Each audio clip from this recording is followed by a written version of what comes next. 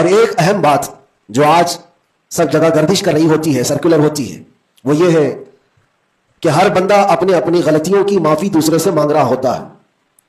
اور یہ اس لیے بھی ہے کہ سب نے شاید یہ حدیث سنی ہوگی کہ ان بڑی راتوں میں اللہ تبارک و تعالیٰ سارے بڑے گناہوں کو معاف کر دیتا ہے، لیکن چند لوگ ایسے ہیں جو ان راتوں میں بھی معاف نہیں ہوتے.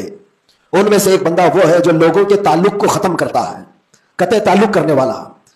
بھائیوں میں نفرت ہے، بھائی اور بہن میں نفرت ہے، باپ اور بیٹے میں نفرت ہے، رشتہ داریوں کو توڑا ہوا آدمی، اس کے لیے بھی کہا گیا اس رات میں اس کی بھی بخشش نہیں ہے. اور دوسری چیز یہ ہے کہ جو ہم گناہ کرتے ہیں اس کی دو قسمیں ہیں، دو قسم کے گناہ ہیں. کچھ گناہ وہ ہیں جن کا تعلق صرف اللہ سے ہے، اللہ جب چاہے معاف فرمائے گا. شراب پیا، زنا کیا، غلط کاریاں کیا، جھوٹ بولا ہے، یہ سارے گناہ وہ ہیں جس کی معافی اللہ سے ڈائریکٹ کی لی جائے گی. اس کو کہتے ہیں حقوق اللہ. اللہ تعالیٰ کریم ہے، اکرم الاکرمین ہے، جب چاہے اپنے بندوں کو معاف فرما دے. لیکن کچھ گناہ ایسے ہیں جن کا تعلق بندوں سے ہے.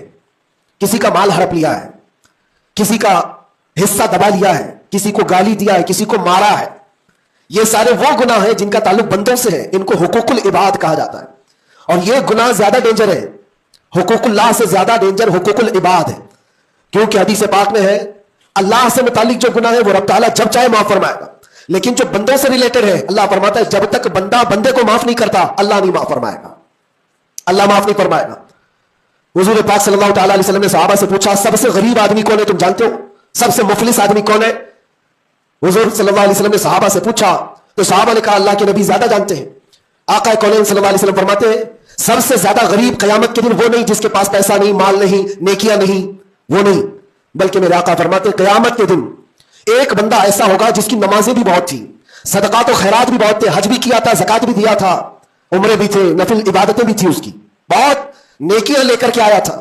لیکن جس وقت وہ عدالت الہی میں پیش ہوا تو کئی لوگ کھڑے ہو گئے، ادھر سے ادھر سے آئے، رب تعالیٰ سے کہنے لگے مولا یہ نیک تو بہت ہے، نمازیں اس کی بہت ہے، حج بھی کیا ہے، عمرے بھی کیا ہے، لیکن میرے پیسے بھی دبا کر رکھا تھا. کوئی کہتا ہے کہ مولا میرا حق اس کے اوپر بنتا ہے، اس نے مجھے گالی دی تھی. کوئی کہتا ہے کہ مولا میرا بھی حق بنتا ہے، اس نے مجھے مارا تھا. کوئی کہتا ہے مولا میرا بھی حق بنتا ہے، اس نے میرے پیٹھ پیچھے مجھ سے چغلی کی تھی اور لڑانے کی کوشش کی تھی، میرا حق بنتا ہے اس پر.